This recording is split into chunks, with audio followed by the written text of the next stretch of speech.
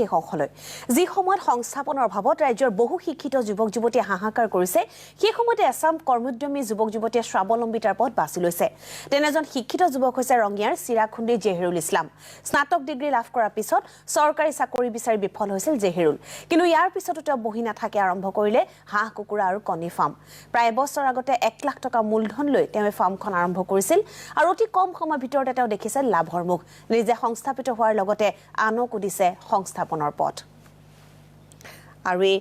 যুৱকজনৰ সৈতে আছে আমাৰ সাংবাদিক ফাৰুক হুছেইন আমি ফাৰুক হুছেইনৰ ওচৰলৈ গৈছো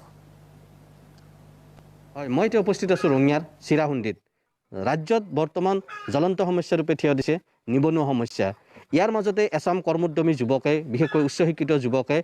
সংস্থাপনৰ বাট মোকলাবলৈ সক্ষম হৈছে বিভিন্ন কৰ্মসূচীৰ জৰিয়তে তেনে এগৰাকী যুৱক হৈছে ৰঙিয়াৰ চিৰাহুণ্ডিৰ উচ্চ শিক্ষিত যুৱক জেহেৰুল ইছলাম তেওঁ চাকৰিৰ বাবে হাবাথুৰি নাখায় তেওঁ আৰম্ভ কৰিছে ঘৰতে লোকেল হাঁহ কুকুৰা আৰু কণীৰ ব্যৱসায় যাৰ দ্বাৰা তেওঁ যথেষ্ট পৰিমাণে লাভান্বিত হৈছে তেওঁ উপাৰ্জনমুখী হৈছে আৰু লগতে আন 10 জনকো উপাৰ্জন কৰাৰ বাবে তেওঁ পৰিকল্পনা হাতত লৈছে আমাৰ লগত জেহেৰুল আছে কি ডিগ্ৰী ললা তাৰ পিছত কি কৰিলা নমস্কাৰ মই জেহেৰুল ইছলাম মই 2019 চনত বিএ কমপ্লিট কৰিলোঁ কমপ্লিট কৰি মই ভাবিলোঁ যে মানে অসমত যেহেতু মানে নিবনুৱা সমস্যা বহুত অধিক মানে আছে সেই ভাবি মই মানে আৰম্ভ ভাবিলোঁ কি মই এটা ফাৰ্ম কৰিম বুলি